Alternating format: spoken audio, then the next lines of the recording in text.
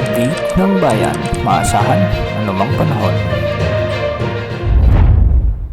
Magandang oras po sa ating lahat. Narito na ang latest update sa magiging lagay ng ating panahon ngayon at sa susunod na 24 oras. Sa kasalukuyan ay southwest monsoon o hanging habagat ang nakakaapekto sa malaking bahagi ng ating bansa, samantalang localized thunderstorms ang nakakaapekto naman sa nalalabing bahagi ng ating kapuluan. Dahil nga sa pag-iral ng southwest monsoon ay asahan ang maulang panahon sa bahagi ng Ilocos Region, Cordillera Administrative Region, kasama na rin ang Zambales, Bataan, Batanes at ang mainland Cagayan. Ang mga lugar na ito ay makakaranas ng katamtaman hanggang sa malalakas na pagulan at minsan ay matitinding pagbuhos ng ulan, kaya posible ang banta ng mga biglaang pagbaha o pagguho ng lupa, lalo na yung mga lugar na mabababa. Samantala, dulot pa rin ng hanging habagat o southwest monsoon ang Metro Manila, Calabarzon, ang nalalabing bahagi ng Central Luzon, kasama na rin ang Mimaropa at Calabarzon at Bicol Region,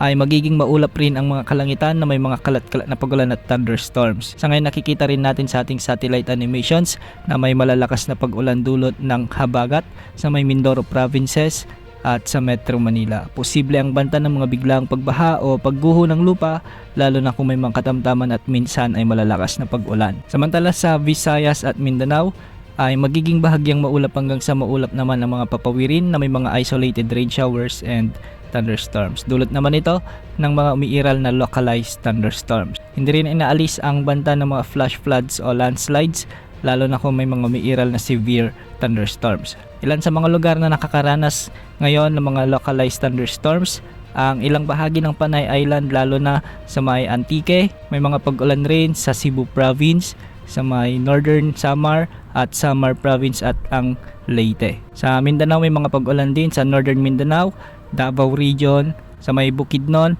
at sa ilang bahagi ng Zamboanga Peninsula. Dulot pa rin ito ng localized thunderstorms. Sa ngayon wala namang nakataas na gale warning sa anumang karagatang sakop ng ating bansa at ang mga pag-alon sa Luzon ay posibleng umabot hanggang 2.5 meters. Samantalang sa mga baybay naman ng Visayas at Mindanao ay posible ang mga pag-alon hanggang 1.2 meters. Wala pa rin tayong namomonitor na LPA o bagyo na posibleng makaapekto sa ating bansa sa susunod na 3 hanggang 5 araw.